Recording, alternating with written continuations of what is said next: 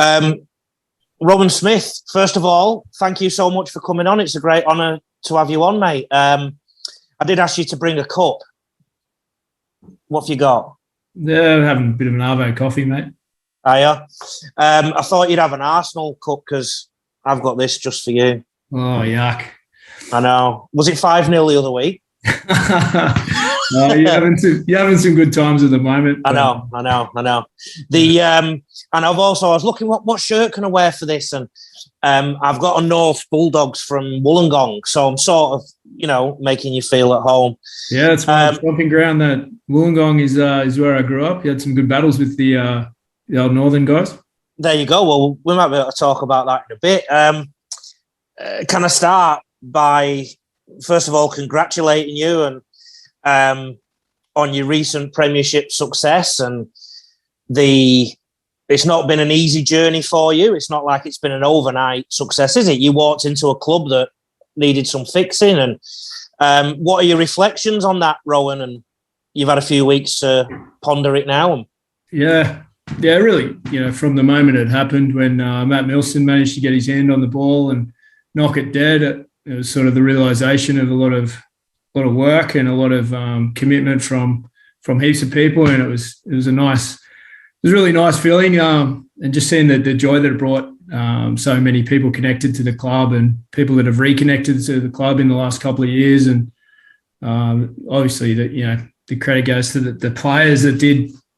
I was just so happy for them, and it's been an interrupted season and COVID stoppages and all that kind of stuff, but they just committed to it, really early in the piece last pre-season, and didn't let anything get in the way. And after it, it was a good Sunday and Monday, and then it was really, really quite weird after that though for myself. Like, I've been coaching for 20 years at a reasonable level, and it took that long to be a head coach and get a victory like that, but just to get a bunch of people that loved hanging out together and trying to get better and do things well. It was kind of like, well, that's over now, like all that build up to get that opportunity, and now it's gone. Like, we'll always have that memory, but the actual day-to-day fun of hanging out and challenging each other and whatnot, it's gone, and we've got to start again soon. So it was kind of, really weird feeling the last couple of weeks. And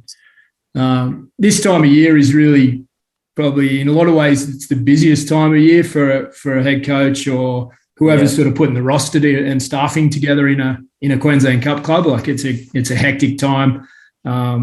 Christmas is usually the time of reflection of the year that's gone.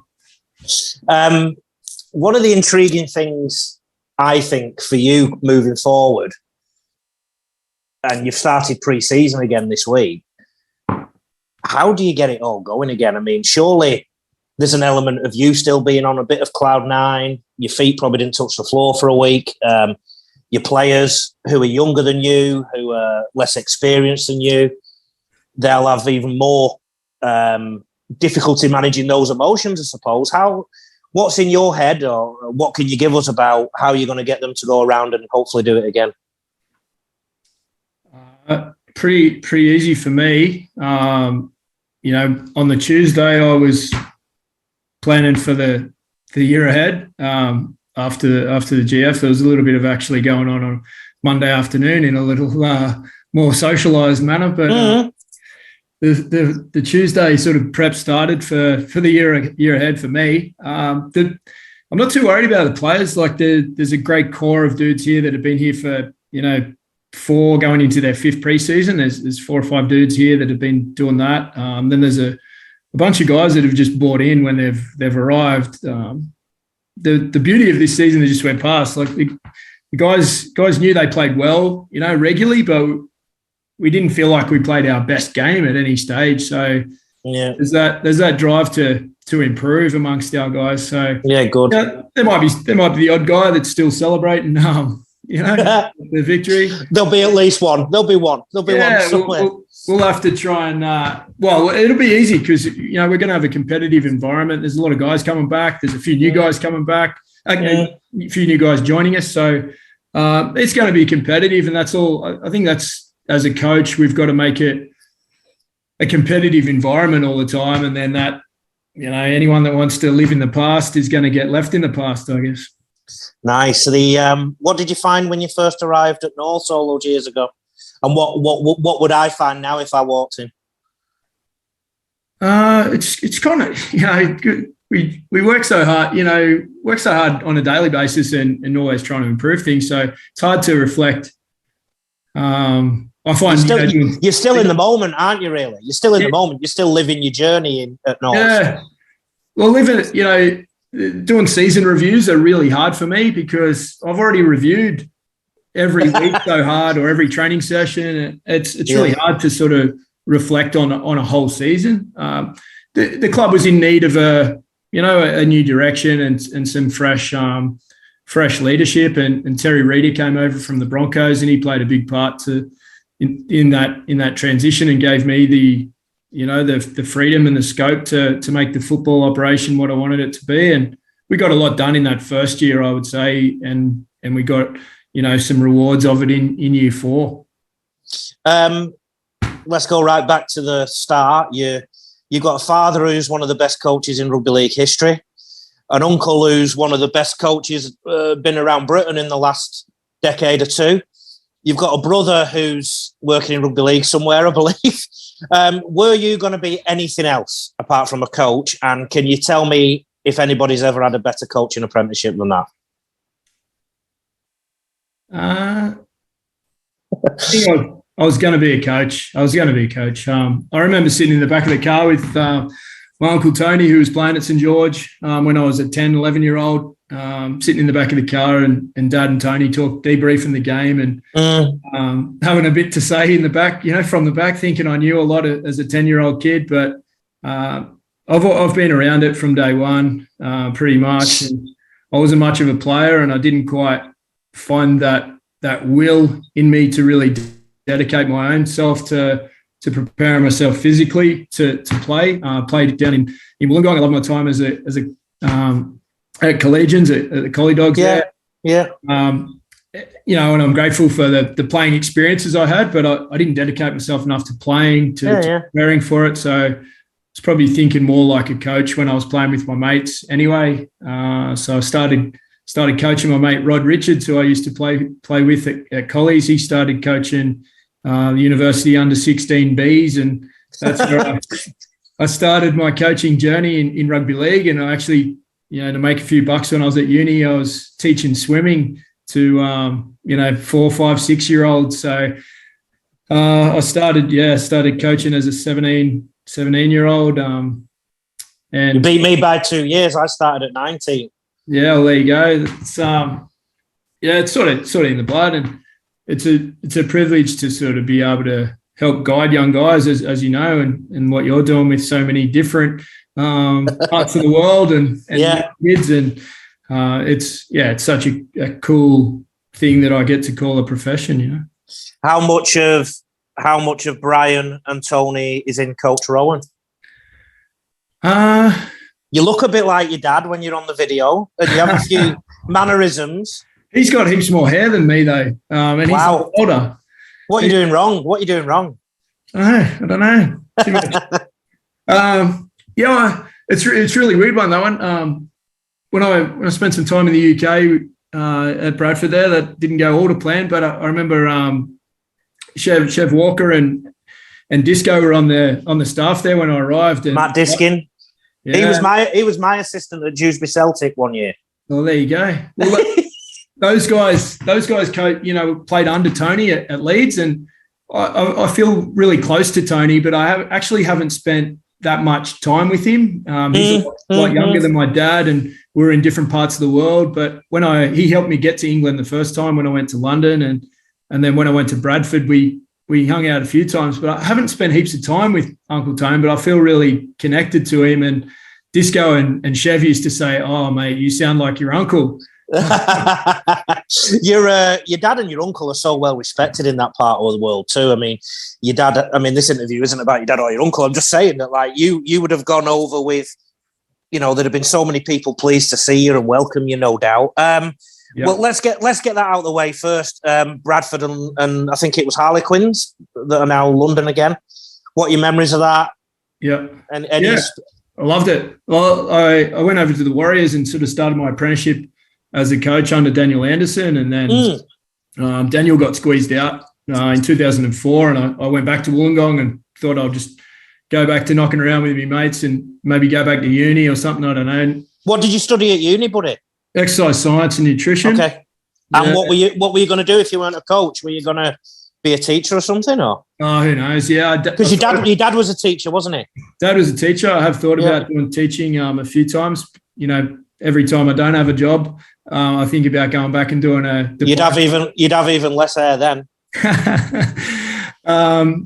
And then I called Uncle Tone and sort of said, if you hear of anything going for the year after, I'd love to get over to England. I was only a 23-year-old lad and just wanted to, see if I could travel and coach as well. And it came up sooner than that. A few weeks after I was back in Wollongong, had a chat to Tony Ray, and it worked out to go to the London Broncos then for 2004-05, and then transitioned over to Harlequins there for that little period. That was a great opportunity for me. I'm always grateful for Tony. He gave me a lot of opportunity there. He gave me some good direction, but he gave me a lot of scope to influence the way we played and the way we did things, which was great, and a great city to live in. I really loved that. And the best uncle in the world. You've been at a few NRL clubs too, and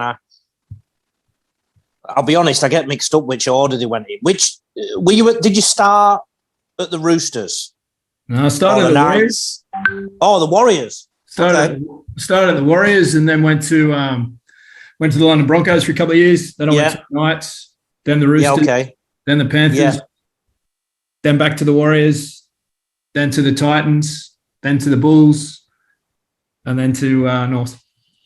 And you must be about 80 years old with all them jobs. I suppose along all that, mate, when did you think, geez, this is my break. This is the one that I've got to really... Because, mate, I don't care who your family are. You've still got to be your own man. You've still got to carve your own niche in the game. When is the first time when you felt, I've really got to perform in this job? This is a job that I've really got to impress, or the job that made you think, yeah, I'm on my way now? And any job in particular? The first one. The first one. When Daniel gave me an opportunity to go over there, and I was 21, and he gave me an opportunity to come and work in a NRL franchise and do a lot of video work and coach some of their great young kids. Like, I was unproven and uneducated as a coach. How did you find that? I mean, you'd have been quite young then. Yeah, I was 21. Daniel worked for my dad at Parramatta for a good while, and I'd met Daniel in passing. And while my last 2 years of uni, I was actually doing a bit of opposition scouting, just watching games of footy and giving my 2 cents worth. And then, Daniel gave me an opportunity over there, and I was hungry to sort of prove myself and, show the players that I belonged in that environment. And I feel like I've always kept that, like every day I feel like I have to prove myself. Yeah, good. So that'll keep you going. Yeah, when I got the job at Bradford, I felt ready to, run my own club. And then when I've, come to Norths as well, I felt like I was in a great position to implement the things I've learned and the things I believe in. But I've kept that hunger from day one of going to the Warriors, where I was nervous as anything. And have you had any years off coaching in those 20 years? I have had a few moments, 2013, I only coached part-time, but I did coach. I was grateful. Garth Brennan asked me to come and give him a hand with the under-20s out there at the Panthers. Yeah. And, 2017, after the Bradford situation went pear-shaped, I didn't do any coaching of players, but I did some online coaching, coach the coaches type stuff, and also I was grateful to get the opportunity to do some courses and some visits out to the country with the NRL coach education department. So I haven't really stepped away from it, not intentionally anyway. Alongside all this, you were the Tonga coach, weren't you? Yeah, I coached. That was a busy year, 2009. I was doing the attack for the NRL at the Knights, coaching the under-20s at the Knights. And then I got the opportunity to coach Tonga, which was pretty cool. You're, if I can ask you a couple of questions now, that I always try and picture what coaches who are watching this, what they want to hear from an esteemed coach like yourself. So, as a coach, what are your sort of opinions on drills versus games for conditioning or skill development? Are you all in the drills camp, all in the games camp, or very mixed? I'm definitely not in the running up and down the field camp. We do very little just standalone running in our program, but I'm big on drilling like techniques. I think it's really important, but finding a way to get some conditioning benefit to them without turning them into games all the time. I feel a lot of coaches think that everything has to be super fun and let's play a game, but kids will have more fun if they're more skilled as well. So getting that balance between teaching, drilling, and also playing games or decision-making activities, whether it's a game or whether it's just left v right or 2-on-2 or whatever it is. Yeah. So the basic rule of thumb, I suppose, for you is, would this be a fair comment? If it doesn't happen in a game, you don't do it. So if it doesn't happen in a game of rugby league, you try and duplicate the game as much as possible. Yeah, I try to break it down a lot and replicate the skills that you're going to need. Some things aren't. What you do at training is never the same as what the game presents itself, but teaching the techniques and principles, I guess, is what we're doing at training. Can I just get you, it's a very, very broad question, this, but if you can answer it, it'd be awesome. What would a typical Rohan Smith training session look like? So, are you... There's one. There's one from the other. Oh, yeah. Oh, sweet. Yeah, I'll just copy that down. No, yeah. But, yeah, what can you talk us through that, basically? Is that all right? Yeah, easy. We train... We almost every session for all our grades here at Norths, a 1 hour session. We don't stop a lot. The IC group, if they stop for more than a minute, if it gets to 2 minutes for a drinks break, they're like getting bored, like what's next? So we've trained them to be always wanting to be on the go. We'll have usually a 4-station, 3-minute rotation at the start, which could be some footwork or dynamic activities, some catch pass, some play the ball, some light tackle tech, stuff you can do before actually being fully warmed up, just make it quite continuous, 12 minutes, subtle conditioning or not so sometimes. Then we would generally have a block of speed, or the session we did the other day, we had some speed technique, footwork activity for 10 minutes, some catch pass activities for 10 minutes, and some diving on loose balls, play the ball, grip type stuff. That was 3 10-minute rotations there. Yeah. That was a bit shorter session. That was just the first day back. But usually on the back end of that, we would probably do some small-sided games or something tactical, some opposed, some left v right. Very, very few breaks in play. Well, there's a lot going on there, and also a lot of ball and a lot of tackling or game-specific stuff. What role would your assistants play in all that? So, obviously, if you've got stations, I assume they're all manning a station. I mean, are you a hands-on coach, Rohan, or are you one of those who delegates a lot? Or? I like both. Like I love being able to stand back and observe the whole thing and help critique the coaches, post-session. But I also love to teach the most basic of fundamental skills. So, which is what I'm looking forward to most of the Sabo. Actually, we're starting some positional group rotations for the rest of November. We're training as a club, but by position group each day. So I'm keen to get stuck into some basics with some 14-year-old kids all the way through till some 30-year-old. I can see your eyes lighting up at the prospect of doing this too. So yeah, I love it. The time to have a break is when that sparkle in your eye goes, I suppose, because you're enthused about what you're doing. Would you describe yourself as More offense leaning, more defense leaning. Does defense win premierships? More points than the other team wins premierships. True. I've long thought that, and I've long thought, like, I understand the importance of defence, and in the end, in our grand final, for example, and even the NRL grand final, they're both low-scoring games, but the better your attack is, the more chance you are of finding 3 or 4 tries, is what I've always said to our players here. You're more chance of finding 3 or 4 tries in the big game if your attack is strong. Where I think a lot of coaches go down the path of, D,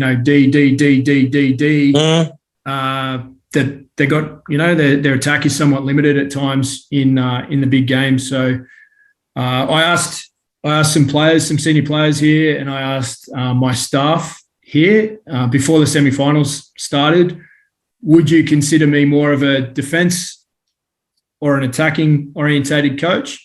And the players said 2 or 3 years ago, definitely would have said you lean more to the attack.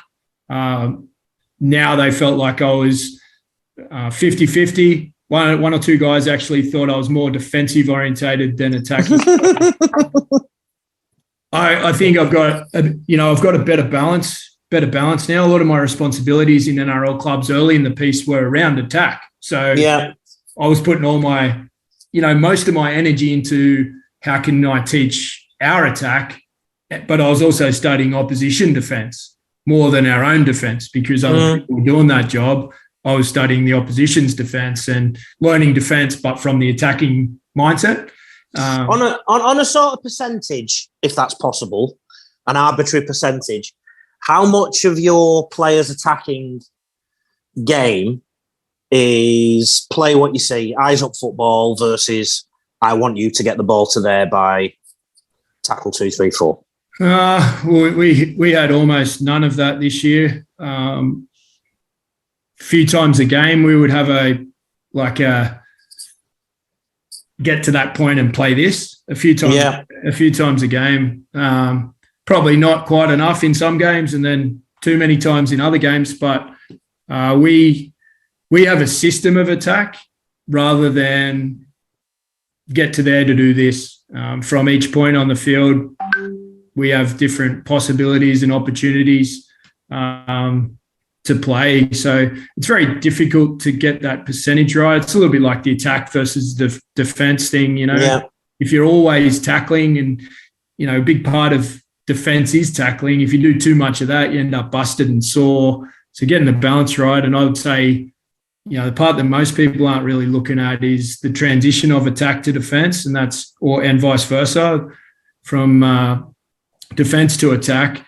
There's, given the way the game's going with the ball in play and all that kind of stuff, that's a critical part of the game, more so than ever before, I believe.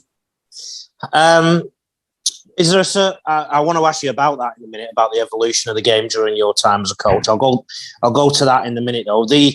When you were talking about the attack, and you're talking about the way you don't structure your attack, or the principles you have in attack, does that mean Norths Devils and therefore Rohan Smith? Does that mean you're looking for a certain type of player when you're recruiting or developing your juniors? Have you got that as part of your development structure? We need you to look up and play, or do this in that area, or whatever it may be. I would say we have more structure than than probably every team. We have more structure, or it's how you use the word structure or system. I get. Let me guess. Your players know what they're doing and why they're doing it. I would like to think so, but there's also more plays in the game where we have the potential to move the ball or to combine than other teams we play against. Got you. Not saying it's better or worse. That's just how we do it. Yeah. That we have the chance to move the ball in yardage because people are in position to do so. So in that sense, we have a lot of structure. We need people to be in their position. But where the ball's going on a given play, like most of the time, I'm not quite sure. So I don't know how anyone else could know. How has the game evolved since when you first picked up that clipboard at the Warriors? It's probably gone a little bit back to some of that footy, I would say, where there is more opportunity. There's more opportunity to play on the front foot now than there was 10 years ago, maybe, or 5 years ago. But it's rule dependent rather than coaching genius or coaching initiative. I think there's a couple of great coaches in the competition that get ahead of the game, I think, but most clubs in the NRL just following each other, following the others that do well, rather than trying to find their own way. I would say, the teams I've been around, and I used to go watch Parramatta all the time through the back end of the 90s and early 2000s. The way they played the game was structured, but it was skillful, it was fast, it was flowing. Great to watch. Yeah, good defending, and then I went to the Warriors, and in those times with Ali Lautiti and Sione Faumuina, Stacey Jones, Clinton Torpey, these guys playing the game like that. I've been blessed in a lot of ways to be up close and see how, Daniel didn't have a strict game plan. He was playing to the strengths of his players. There was a system, and they weren't making it up on the run. And that's where a lot of coaches do this, play eyes up. But unless you know what you're looking for, you might as well have your eyes down. So absolutely. With the exception of members of your family, which coaches? Only two more questions now, buddy. The best coaches you've worked with or under, or who's had the biggest influence on you, and they can't be in your family though. Oh, that's really hard. Daniel Anderson had the most profound impact, and I learnt the most in a short period of time. 18 months with him was like a crash course uni degree in rugby league. He's a super intelligent rugby league dude. He knows his stuff. He can see it. He's got an eye for detail. He can change things. He's got a phenomenal memory for what happens in the game. He had a huge impact. But then I've been super lucky. I spent a lot of time with Trent Robinson. He probably made me think about the game. I spent 4 years sharing an office with him. So those two guys, there's been so many others that I've crossed paths with or shared an office with. But if I had to narrow it to two, I would probably say Robbo and Daniel have been the most impactful on my coaching. And then this will be even more difficult. The players that jump out to you that having been involved with, and you think, I've never seen a better one of them in this position, or I've never seen any players that jump to mind. Again, pretty fortunate. Like one of the first guys I saw training was Ali Lautiti, and those guys. The guy, his teammates used to just stop and clap at training and go, well, that's too good. Like, don't even care that they scored because he's just too good. I remember him. I mean, I think I'm a pretty similar age to you. So that was at my time when I was really watching the NRL all the time and really excited about it. And when he was in full flight and his offloads and just his vision and his skill, it was just something else. Seeing Stacey Jones up close, Andrew Johns up close, probably Mitchell Pearce's skills and unbelievable competitiveness and fitness and rugby, just rugby league conditioning. That guy, I spent a few years at the Roosters, but even before I went to the Roosters, I was kind of always tracking what that guy did. He was a phenomenal player from a young age, like unbelievable skill set and competitiveness. And you would know as well from your background, you would know some of the BS media stuff, that some of the things that are said about players like Mitchell Pearce and others, that just the pressure that's heaped on them by people who just don't seem to understand what these people go through as professionals. And you would know that as well as anybody, being the son of a coach who at the time of being a coach, if his team lose that week, then the Daily Telegraph had run something stupid, and you'd have seen the impact it can have on your house. And when you mentioned Mitchell Pearce, then I'd straight away, the first thought that comes into my head is he's just been bashed by the media for a decade.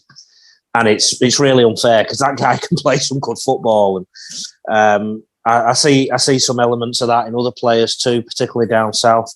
Mate, thank you so much for your time. I won't keep you any longer. It's been a great insight for everyone. And you're right about Arsenal, mate. I mean, when you started watching them, you'd have had some great years. But it's City's day. It's City's day now, isn't it? Oh, you take it while you got it, man. Take it while you got it. That's right. All the best for season 2022, and absolutely well done on everything you've done and doing. Thank you so much.